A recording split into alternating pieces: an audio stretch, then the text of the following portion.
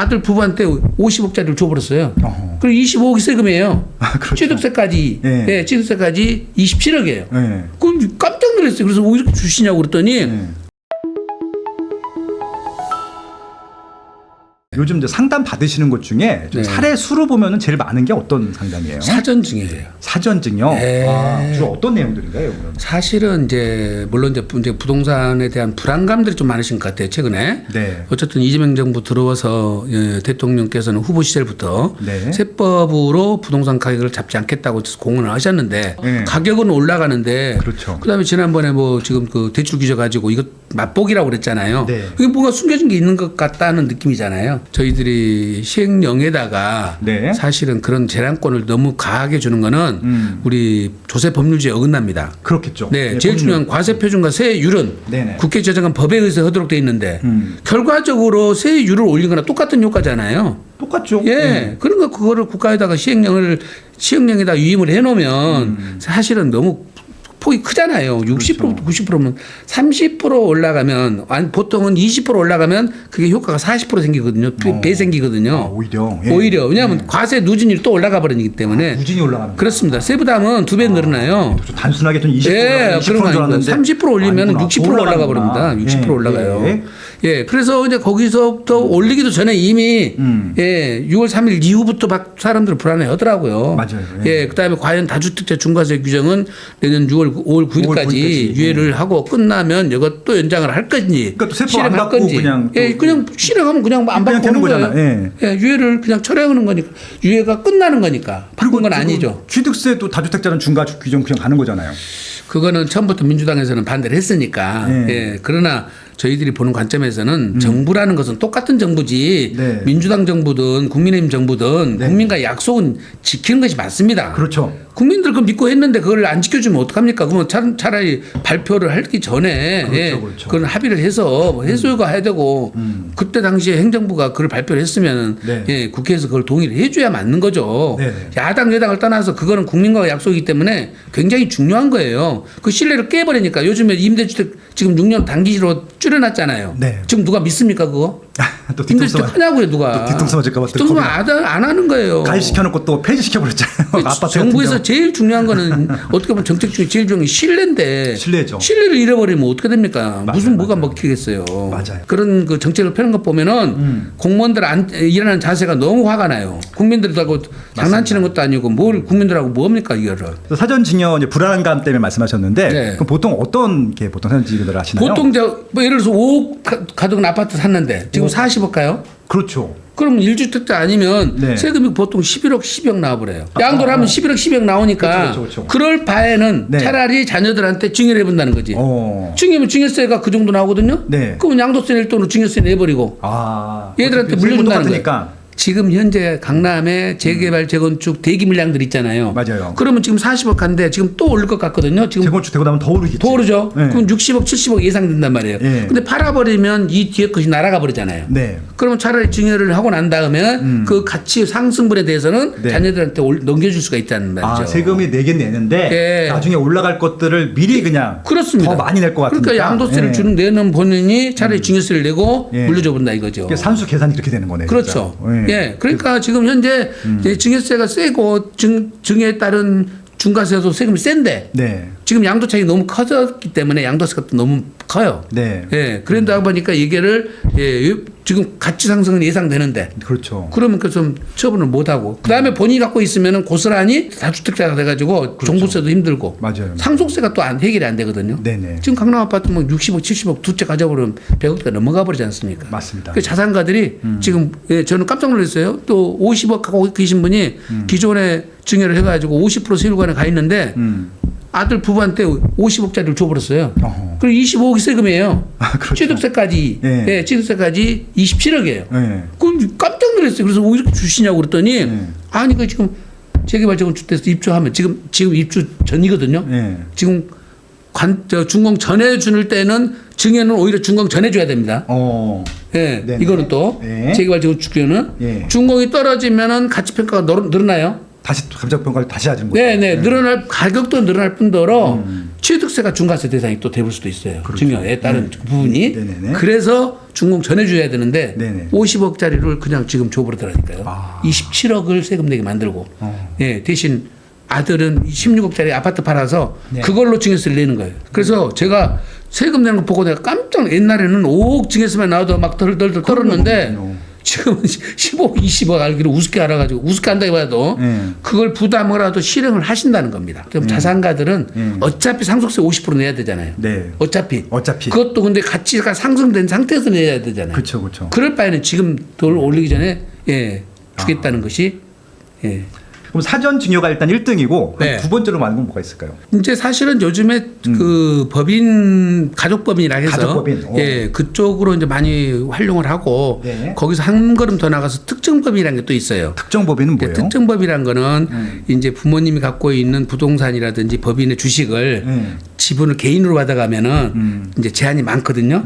특정 법이라는 걸 설레서 자녀들이 주주인 법인을 만들어서 네. 거기에다가 증여를 하거나 매각, 저가로 매각을 하는 거예요. 아. 예, 그러면 여러 가지 절세 플랜이 또 나오거든요. 알겠습니다. 이제 활용도가 높아요, 그게. 알겠습니다. 예. 아까 저가 매각 말씀하셨는데 네, 네. 그 이제 통상적인 상식 중에 네. 일반 시세보다 30% 낮게 매각을 해도 자녀들한테는 네. 법적으로 문제가 없다. 세무조사 안 받는다. 맞나요? 맞습니다. 근데 맞아요? 30%하고 3억 중 적은 금액. 아. 받는 사람 입장은 네. 증여에 해당되느냐 안 되느냐 판정 기준은 네. 30%하고 3억 중 적은 금액이 되고 근데 만약 그러면 50억짜리 30% 싸게 팔면 걸려요? 안 되지. 3억을 벗어나면 안 되니까. 둘 중 적은 지금 금액이니까. 저가만 하면 되겠구나. 둘 중에. 예. 그다음에 이제 파는 사람 입장에서는 양도소득세를 내야 되는데 예. 그때 판단 기준은 또 달라요. 거기는 이제 부당행위라 그래서 네네네. 저가로 양도를 하면은 시세대로 과세를 하게 되는데 그렇지, 그렇지. 그때 기준은 5%하고 3억이에요. 5% 3억. 예. 일단 3억이 넘어가면 예. 실질과세를 해야 되는구나. 5%를 초과해버리면 5%가 더 적은 금액이니까 20억짜리다 보면 5%면 1억밖에 안 되잖아요. 그렇죠, 그렇죠. 예. 둘 중 적은 금액이 기준 금액이 되는 거예요. 네. 믹스를 섞으면 더 절세효과 생기죠. 어떻게 섞으면 좋을까요? 일부 증여, 일부 매매. 그게 돼요? 그럼요. 야. 거기다가 그것도 매매도 네. 올해 내년 다르게 하면 되죠. 거기다가 그러니까 그다음에 아들 딸 야. 아들이 작으면 아들 부부로 섞어버리는 거예요 또. 아, 그러니까 이게 상속 증여 절세 양도는 야 이게 시간 분산, 시나리오가 엄청 나오는구나. 예, 시간 분산 시키고, 시간 분산. 네, 그다음에 귀속자 분산, 귀속자 분산. 세목 분산. 세목 분산. 이 세 가지를 가지고 구차 방정식을 푸는 거예요. 그냥 이건- 계산만 하는 것은 세금 계산만 하는 것은 맞습니다. 예, 상속은 세금 계산만 하는 상속은 딱 돌아가시면 세금 계산밖에 안 남아. 근데 그쵸. 사전 증여는 절세 전략이 다 필요한 거예요. 아, 두 가지 고민인 거예요. 지금 좋은 게 나왔는데 다주택자니까 뭐 취득세 중과 이런 것 때문에 추가로 못 사는 분들도 네, 있고, 네, 네.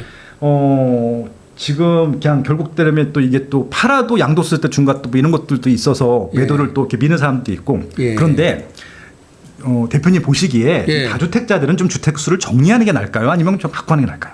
근데 본인이 예. 이제 투자 수익이라고 비교를 해봐야죠. 그치, 그치. 가치 상승이 어느 정도 될 것인지. 예. 그다음에 현재의 세부담은 어떻게 되는지. 그쵸, 그쵸. 결국은 보유 세부담이라는 것은 취득은 이미 된 거니까. 이제 보유 상태에서 보유세가 중요하잖아요. 그렇죠, 그렇죠. 보유세를 3주택자, 2주택자로 중과세 갈 거라고 그러는데 그것까지는 법은 개정할 것 같지는 않아요. 2주택자까지는 괜찮을 것 같다. 예. 근데 3주택자 중과세로 가니까 그쵸, 그쵸. 조정되면. 3주택 중과세 중에서 내가 3주택으로 해당되는 분들은 무조건 한 주택을 처분해야 됩니다. 무조건 하시는 게 낫다. 예, 에이스 세 개를 갖고 있더라도 어쨌든 자녀한테 한 4번은 하더라도 자녀한테 중요해서도. 네. 아니면은 좀 수도권 밖이라든지 좀 다른 지역에 있는데 그런 가치 상승이 좀 예상되지 않은 것은 빨리 처분해서 없애야 돼요. 일단 가치가 안 올라가는 건 빨리 줄여. 예, 네. 주택수를 줄여라. 네. 그래서 3주택을 만들지 말라는 게 첫 번째예요. 네네. 네, 예. 그다음에 지금 말한 대로 세대 원 중에 분산시켜서 최대한 2주택씩을 다 만드는 거죠. 그렇게 해서 3주택을 안 만드는 것이 첫 번째예요. 그리고 공동 소유해가지고 공유를 해가지고 세채를 50% 갖고 있는 그 방법은 안 좋습니다. 그렇죠, 그렇죠. 예. 공유로 갖고 있는 건 절대 어쨌든 안 됩니다. 그런 개수 거는. 똑같이 카운트되니까. 네네. 맞아요. 지분도 다 주택수에 들어가 버립니다. 근데 이제 이게 뭐 신혼 부부들이라든지 네. 1주택만 있는 분들 이게 좀 고가 아파트 있잖아요. 네. 부부 공동명의로 하는 건 더 그거는 유리하죠. 그건 더 유리하다. 예, 그건 선택할 수가 있으니까. 1주택자들은 그렇습니다. 1주택자는 유리하는데 웬만하면 공동 소유하는 게 낫다. 맞습니다. 예. 근데 이제 문제는 1주택 이제 공동 소유하고 있었는데 네. 이게 재개발적으로 되면서 1+1이 돼 버렸어. 그렇죠. 그러면 이제 다 공유집으로 날아가기 때문에 네. 2주택자가 돼 버거든요. 어. 그거는 한 채 한 채씩은 안 돼요? 안 돼요, 안 돼요. 안 되는구나. 이게 샴쌍둥이에요, 샴쌍둥이. 샴쌍둥이. 예. 그래서 같이 움직여야 되는데, 네. 자, 문제는 요게 중공 떨어지고 이종고시 나고, 네. 그 5구짜리 작은 거는 3년 지나야 전매가 가능하거든요. 그렇죠. 네. 근데 그 전매 타임이 법적으로 내가 봤을 때는 땡겨질 수도 있어요. 근데 이제 일반 세무사님들이 이쪽 분야가 좀 연구가 좀 덜 된 부분들은 안 된다고 해석을 하는데, 네네. 저는 땡길 수가 있을 것 같거든요. 그거는 네. 나중에 이제 고민되시는 분들 한번 오세요. 오시기로 예, 하고. 노하우가 있으시니까. 네. 네네. 그래서 1+1을 갖고 있는데 또 하나를 갖고 있어버려. 그럼 벌써 세치가 돼버리잖아요. 그렇지, 그렇죠. 네. 그래서 이거를 요즘에 최고 증여 중에 제일 핫한 것이 1+1거 갖고 있는 것 중에 자녀한테 주는 것이 요즘에 최고 핫해요. 그리고 나서 세대 이제 공유물 분할을 해가지고 자녀 세대하고 부모 세대하고 분리시켜내는 거죠. 그렇죠, 그렇죠. 그러면 이종고시 나서 보존 듣기 나면 바로 해버리면 종부세 중과세는 단기간만 먹거든요. 중공부터 이종고시까지만. 네네. 예. 그렇게 해서 절세 플랜을 짜드릴 수가 있습니다. 아, 이거 너무 제가 삼성물산 무슨 강의를 갔었는데 그때 네. 이제 지금 원 펜타스라고 입주를 끝났어요. 그때 네, 이제 신반포 15차 아파트 네. 조합원들 대상인데 거기가 대형 아파트여 갖고 네. 조합원들 3분의 1이 네. 다 1+1인 거예요. 아. 근데 그때 이제 문재인 정부 중과 때였었거든요. 예. 그래서 고민이 되는 거예요. 예. 왜냐면 중공 되자마자 다주택자가 되잖아요. 네, 네. 그래서 이거를 1+1으로 받아야 되는지 네. 그냥 대형 하나로 갖고 와야 되는지만 물어보시더라고요. 네. 보통 그거 어떻게 그때 당시만 해도 네. 이거를 공유물 분할 방식이 아니라 교환 방식으로 등기를 했거든요. 교환 방식으로 분리해서 나왔는데 네. 그거를 양도소득세를 과세를 했어요. 국세청에서. 그러니까요. 예. 과세를 했는데 네. 그게 법리에 안 맞았거든요. 안 맞겠죠. 그래서 소송 가고 결국 졌어요. 져서 지금 국세청의 유권에서 기납기재부 유권에서 바뀐 거예요. 네네. 그래서 지금 공유물 분할로 봐줘서 지금 해결책이 나온 거지. 네네. 예, 그 전까지는 해결책이 안 나왔어요. 아, 그럼 그때보다는 상황이 좀 낮은 거네요. 그렇죠. 분리되면서 그때도 세금 내게 버렸다는 거지. 근데 지금은 2개 받는 게 나아요? 오히려 유리한 거. 이제 상황에 따라 다른데 네네. 내가 10년 거주한 요건을 충족을 했다 이미. 그리고 내가 상속세가 걱정된다. 네. 그러면 그거를 갖다 분리시켜 가지고 네. 예, 작은 것을 자녀들한테 주고 예, 하나만 가지고 가시기 더 낫죠. 근데 이게 법이 좀 웃겼던 게 지금도 네. 그런지 모르겠는데 네. 이게 이제 50평대 갖고 있으면 이제 30평 플러스 20평을 받는데 네. 이게 30평은 팔 수 있어도 20평은 못 팔잖아요, 먼저. 네, 네, 네. 그러니까 이제 20평 못 파는 거를 자녀 주면 된다는 말씀이에요. 그렇습니다. 30평 내야. 아, 그렇습니다. 그럼 깔끔하게 해결되네. 그러니까 준공 전에는 지금 증여가 가능하잖아요. 그렇죠, 그렇죠. 예, 가능하니까 명의를 한번 올려놓고 그 다음에 이제 공유를 불안한 시점을 지금 현재 이제 변호사님들이라든지 세무사님들은 이종고시 나고 3년 뒤에 하라고 그러는데 네. 제가 볼 때는 앞으로 땡길 수가 있을 것 같아요. 소용을 못 팔게 하는지 모르겠어. 그러니까 법을 개정해 줘야 되는 이게 거예요. 너무 웃기잖아요. 그것을 임대를 3년 줘가지고 네. 그거를 임대 공하라는 뜻인데 네. 하나는 큰 건 살고 그쵸. 그게 무슨 임대사유 공해집니까? 그게 그러니까요. 네. 무슨 활성화돼요. 너무 웃겨가지고. 그리고 네. 그거를 1세대 1주택 비과세 규정에 그걸 먼저 팔고 나야 큰 거를 팔아서 비과세 받거든요. 그렇죠. 그걸 못 팔면은 큰 거를 팔 수가 없어요. 맞아요. 결국은 다 양도 제한이 걸려버리잖아요. 두 개 다. 개선될 여지가 좀 있을까? 아, 그거는 저희들이 지난번에도 국토부에다가 네. 건의하고, 네. 예, 지금 기재부에서 얘기를 해서 세제를 좀 열어주든지, 예, 처분하도록 해주든지, 둘 중에 네. 하나 해줘야 될 거 아니에요. 네네. 예, 그거는 아마 입법 요청이 들어간 걸로 알고 있습니다. 네. 나라에서 돈은 쓸 때는 많은데 이제 세수가 적다 보니까 자꾸 이제 증세를 하고 세금을 거두려고 하는 측면으로 막 네. 고민들을 엄청 하는 것 같은 느낌이 네. 들어요. 네. 그 중에 하나가 이제 이게 주택이 좋은 게 장기주택 소유 특례가 있잖아요. 네, 네. 그래서 10년 이상 갖고 있으면 한 80% 공제를 받잖아요. 네. 아무리 고가주택도 네, 네. 줄인다는 얘기했던데 그런 얘기 지금 거기 교수님들 생각은 네. 이건 너무 과하다는 겁니다. 예, 80%는? 너무 80%고 가하고 지금 우리가 전부 다 가액 기준으로 뭔가를 과세를 해야 되는데 우리는 주택수 기준으로 하고 있잖아요. 맞아요. 예, 한 채 갖고 200억 갖고 있어도 80% 해줘버리고 예, 6억짜리 두 채, 세 채만 갖고 있어도 뭐 중과세에다가 맞아요. 예, 금액도 얼마 안 되는데도 세금 과세되는 그런 여러 가지 문제점이 있어서 가액으로 모든 것을 주택수로 하지 말고 가액으로 해준 것이 맞을 것도 같은데 네. 지금 장기보유 특별공제는 현재 10년 거주 요건으로 80%까지 하는 것은 너무 과하니 그거를 예를 들어 15년이나 20년을 늘리라는 것 요청이 이제 이 학계에서는 네. 그다음에 금액을 60%까지 적정하지 않느냐 80% 너무 과하다 하는 얘기가 있는데 네. 이제 기재부 쪽에서 입법자들은 아직까지는 결단을 안 내리고 있는 상황 같습니다. 그래서 지금 뭐 정책이 바뀔 때마다 세법이 바뀌고 또 민주당 때 조금 다르고 국민의힘 때 좀 다르긴 해서 네. 걱정시긴 했는데 아까 지금 몇 가지 불합리한 사례들 말씀하셨는데 네. 혹시 말씀하시지 않은 것 중에 이거는 좀 바꿨으면 좋겠다 하나만 좀 많아요.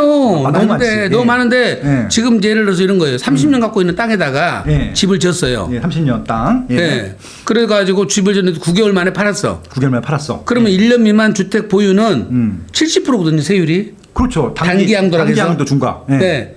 그러면 건물은 9개월인데 땅은 30년 갖고 있었어. 그 30년 갖고 있는 땅에다는 70% 적용해야 돼요, 안 해야 돼요? 그건 하면 안 되잖아요. 안 되죠. 예. 근데 한다고요.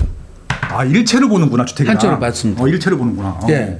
그건 아니잖아요. 그래도 아니지. 예. 그래도 아닌데 그걸 한다니까. 그럼 집을 줘서 팔면 안 되네. 그냥 그렇지, 손으로 그냥 놔두지 파는 게 낫지. 우리 세무사님들도 판단 잘못해갖고 이거 네. 예, 돈 물어주는 사례가 있고 네. 예, 이건 말도 안 되는 그런 사례가 있다니까요. 무허가 건축물로 놔둬야겠네. 그럼 차라리 맞습니다. 준공 받지 말고. 맞지 말고. 예. 아, 진짜 예. 황당한 사례. 이게 불법을 야기하는 거네. 어떻게 유도하는 거네. 진짜. 맞아요. 편법을 유도하고. 예, 예. 아, 이런 게 정말 많다. 역시 속 시원한 직원 너무너무 감사합니다. 예. 누구도 가르쳐 주지 않지만 꼭 해야 하는 일. 나에게 가장 가까이 있지만 멀게만 느껴지는 일. 남들보다 빠르게 시작하는 것이 유리한 일.